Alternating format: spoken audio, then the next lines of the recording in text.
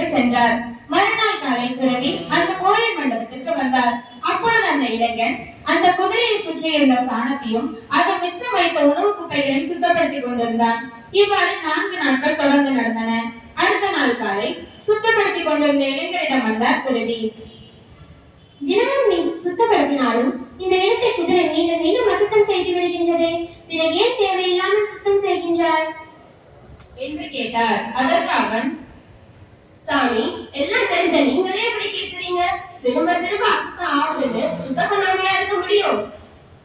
இதை கேட்ட துறவி அப்போது சொன்னார், தம்பி, அன்று நீ என்னிடம் கேட்ட கேள்விக்கு இதுதான் பதில். நீ இப்போது செய்யும் வேலையை தான் நானும் செய்கின்றேன். அசுத்தமான இடத்தை நீ மீண்டும் மீண்டும் சுத்தம் செய்வது போல் மனிதர்களை நல்வழிப்படுத்தும் செயலை பெரியவர்கள் இடைவிடாமல் செய்வார்கள். இளைஞன் கேட்டான், சாமி, இதற்கு என்ன நிரந்தீர்கள்? அவர் உடனே அங்கு கட்டியிருந்த குதிரையை அவிழ்த்து விட்டு விரட்டினார். பின்பு அந்த இளைஞனை பார்த்து கேட்டார், இனி இந்த இடம் அசுத்தமாகுமா? ஆகாது சாமி என்றார். துறவி கூறினார், உன் கேள்விக்கு இதுதான் பதில். நீ செய்யும் வேலையை போல் நாங்கள் மீண்டும் மீண்டும் சுத்தப்படுத்திக் கொண்டிருக்கிறோம். இப்பொழுது நான் செய்த வேலையை போல் என்று மனிதன் தன்னிடம் இருக்கும் தீய எண்ணம் என்று குதிரையை விரட்டுகிறானோ அப்பொழுது எங்களின் சுத்தப்படுத்தும் கடமை முடிந்துவிடும். அன்று வரை மனிதனை நன்னறிப்படுத்த வேண்டும். இக்கதை நமக்கு உணர்த்தும் கருத்து என்னவென்றால், நாம் நம்மை விட வயதில் பெரியவர்கள், ஆசிரியர்கள், பெற்றோர்கள் கூறும் அறிவுரைகளை கேட்டு நடந்தால் நம் வாழ்வில் உள்ள தீய எண்ணம் என்கிற குதிரை நம்மை விட்டு போய்விடும். நன்றி. இறைவார்த்தைக்கு இதயத்தை திறப்போம். திருத்தூதர் பவுல் பிலிப்பியருக்கு எழுதிய திருமுகத்திலிருந்து வாசகம்.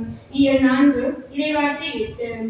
சகோதரிகளை, உண்மையானவை எவையும், கண்ணியமானவை எவையும், நேர்மையானவை எவையும், தூய்மையானவை எவையும், விருப்பத்தக்கவை எவையோ, பாராட்டுதற்குரியவை எவையும், நற்பண்புடையவை எவையும், போற்றுதற்குரியவை எவையும், அவற்றையே மனத்தில் இருக்குங்கள். ஆண்டவரின் அருள்வாக்கு. இறைவா, உமக்கு நன்றி. ஜெபம். அன்புள்ள பரலோக தந்தையே, இந்த பள்ளி சமூகத்தில் கற்கவும் வளரவும் வாய்ப்பு கிடைத்ததற்கு நன்றி கூறுகிறோம். ஒவ்வொரு நாளையும் கடந்து செல்லும் போது உண்மையான, உன்னதமான, சரியான, தூய்மையானவற்றில் கவனம் செலுத்தவும் எங்கள் எண்ணங்கள் நேர்மறை, இரக்கம் மற்றும் ஞானத்தால் நிரப்பப்படவும் வழிகாட்டும். சிறந்த மற்றும் பொருளுக்குரிய விஷயங்களில் எங்கள் மனம் நிலைத்திருக்கவும் எங்கள் ஆசிரியர்கள், வகுப்பு தோழர்கள் மற்றும் நாங்கள் சந்திக்கும் அனைவரிடமும் நேர்மையுடனும் மரியாதையுடனும் செயல்படவும் பெரியவர்கள் கூறும் அறிவுரைகளை கேட்கவும் அதன்படி நடக்கவும் எங்களுக்கு உதவும்.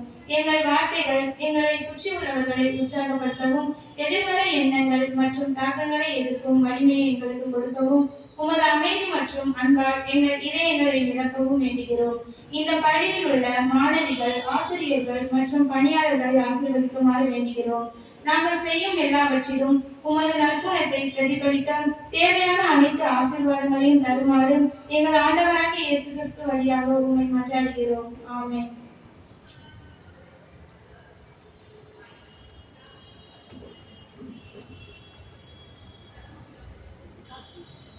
அலையலையாய் ஒன்று கூடினோம், கரம் ஏந்தினோம், அருள் தருவாயே. ஜென்ம ஜென்மமாய் உள்ள காலமும் உந்தன் ஆசியை எம்மில் பொழிவாயே.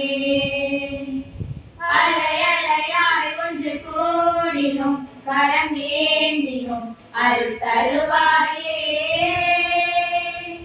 ஜென்ம ஜென்மமாய் உள்ள காலமும் உந்தன் ஆசியை எம்மில் பொழிவாயே. தென்கரை தந்தையே, அழகிய எழிலே, ஆட்சி வளம் பெருகிடம் திருவே, ஆழ்கடல் தாண்டி உழைத்திடும் கரமே, முச்சேயரின் துயரினை தீர்ப்பாய். மாணவியாய் தனித்திருந்தோம், எங்கள் துணையாய் நீ வருவாய். தந்தையே வருவாய், வளங்கள் பொழிவாய். அலையலையாய் ஒன்று கூடினோம், கரம் ஏந்தினோம், அருள் தருவாயே. ஜென்ம ஜென்மமாய் உள்ள காலமும் உந்தன் ஆசியை எம்மில் பொழிவாயே.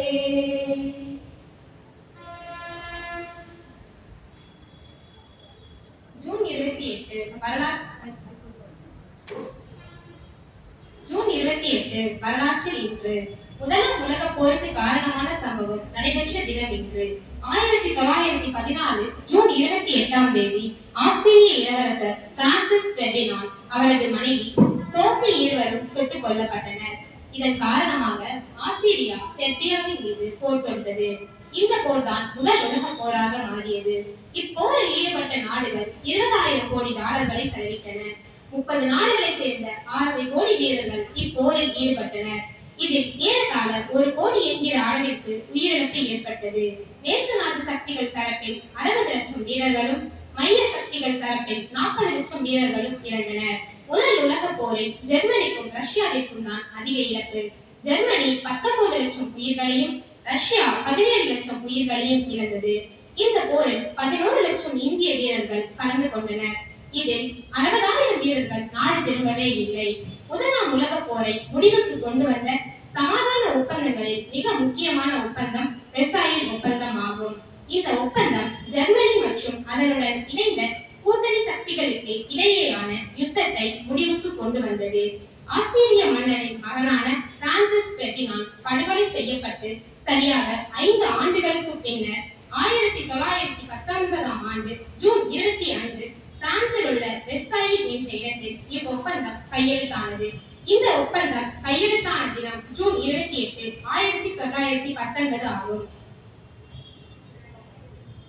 முக்கிய நிகழ்வுகள் ஜூன் 28. வி. நரசிம்ம ராவ் இந்தியாவில் 9வது பிரதமராக பணியாற்றியவர். ஆந்திர மாநிலத்தை சேர்ந்த இவர் இந்திய தேசிய காங்கிரஸ் கட்சியின் உறுப்பினர்.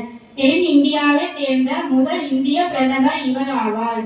இந்திய சுதந்திர போராட்ட வீரரான ராவ் 1962 முதல் 1971 வரை மத்திய அமைச்சரவையில் பங்கு வகித்ததுடன் 1971 முதல் 1973 வரை ஆந்திர பிரதேச மாநிலத்தின் முதல்வராகவும் பதவி வகித்தார். இந்தியாவின் பொருளாதார சீர்திருத்தங்களின் தந்தை என அழைக்கப்படுகிறார்.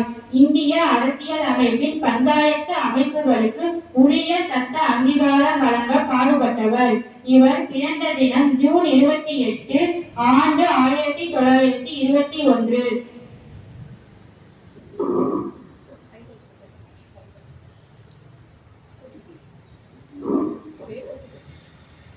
இன்றைய முக்கிய செய்திகள். மின்னழுத்த பிரச்சனைக்கு தீர்வு காண ரூபாய் 200 கோடி மதிப்பில் 2500 மின்மாற்றிகள் தமிழகம் முழுவதும் அமைக்கப்படும் என அமைச்சர் தங்கம் தென்னரசு சட்டப்பேரவையில் அறிவித்தார்.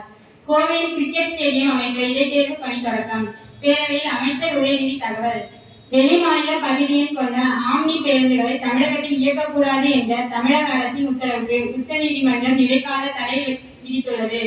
பாதுகாப்பு ஆராய்ச்சி மற்றும் மேம்பாட்டு அமைப்பு புதுடெல்லியில் நேற்று நடைபெற்ற விழாவில் நடுத்தர தூர நுண்ணலை மறைப்பு ராக்கெட்டை இந்திய கப்பற்படையிடம் ஒப்படைத்தது. விளையாட்டுச் செய்திகள். ஐரோப்பிய கால்பந்து சாம்பியன்ஷிப் இன்று நடைபெற்ற ஆட்டத்தில் போர்ச்சுகல் அணியை வீழ்த்தி ஜார்ஜியா அசத்தல் வெற்றி. ஒலிம்பிக்கில் பதக்கம் வெல்லும் வீரர்களுக்கு பரிசு தொகை அதிகரிப்பு இந்திய ஒலிம்பிக் சங்கம் முடிவு. நன்றி. காட்பார்டரே, நாம் பேசும் வார்த்தைகளின் மதிப்பே நமக்கான மதிப்பையும் மரியாதையும் பெற்றுத்தரும். நன்றி. இயேசுவின் திருஇருதய நவநாள் ஜெபம். இயேசுவின் திருஇருதயத்திற்கு நம்மை முற்றும் கையளிக்கும் நிறைவேங்கள். நான் சொல்ல சொல்ல அனைவரும் இணைந்து கூறவும். இயேசுவின் திருஇருதயமே, எங்களை முற்றும் உமக்கு கையளிக்கிறோம். எங்களில் உள்ளதும் எங்களுக்கு உள்ளதுமான அனைத்தும் உமது திரு இருதயத்தையே அன்பு செய்யும் பொருட்டு அர்ப்பணம் செய்கிறோம். எங்கள் ஒவ்வொரு நினைவையும் ஆற்றலையும் செயலையும் எங்களை அடுத்து வரும் இன்பம் துன்பம் அனைத்தையும் நாங்கள் அகற்றுவதும் உண்மை என்றும் நாங்கள் அன்பு செய்வதும் எங்கள் வாழ்வின் நோக்கமாகும்படி செய்யும். இதுவே எங்கள் மாறாத தீர்மானமாகும். எங்கள் இனிய இயேசுவின் திரு இருதயமே, இனி எங்கள் அன்புக்கு முற்றும் உரியவர் நீரே. எங்கள் உயிரின் ஒரே காவலர் நீரே. எங்கள் தளராத நம்பிக்கையிலே எங்கள் வாழ்நாளில் நாங்கள் செய்த குற்றம் குறைகளை எல்லாம் கலைந்து மன்னிப்பவர் நீரே. தயாளம் நிறைந்த இயேசுவின் திரு இருதயமே, உமது விண்ணக தந்தையின் திருமுன் எங்களுக்காக பரிந்துரைத்து நீதியின் தீர்ப்பிலிருந்து எங்களை பாதுகாத்தருளும். அன்பு பெருக்கான இயேசுவின் திரு இருதயமே, நாங்கள் எங்கள் பலவீனத்தைக் கண்டு அச்சமடைகிறோம். உமது தயாளத்தை நினைத்து நம்பிக்கை கொள்கிறோம். நீர் விரும்பாத எதுவும் எங்களிடம் இருப்பின் அதனை உமது அன்பு தீயால் சுட்டரித்தருளும். நாங்கள் உம்மை என்றும் மறவாமலும் உம்மை விட்டு பிரியாமலும் இருக்கும்படி உமது தூய அன்பை எங்கள் இதயத்தில் பதித்தருளும். நாங்கள் உமது சொந்த உரிமையாக வாழ்ந்து உமது திரு இதயத்தில் இடம்பெற்றிருக்கும் பேச்சினை எங்களுக்கு தந்தரட வேண்டும் என்று உம்மை மன்றாடுகிறோம். ஆமென். இயேசுவின் திரு இருதயமே, எங்கள் நம்பிக்கையெல்லாம் உன் பேரில் வைக்கிறோம். இயேசுவின் திரு இருதயமே, எங்கள் நம்பிக்கையெல்லாம் உன் பேரில் வைக்கிறோம். இயேசுவின் திரு இருதயமே, எங்கள் நம்பிக்கையெல்லாம் உன் பேரில் வைக்கிறோம்.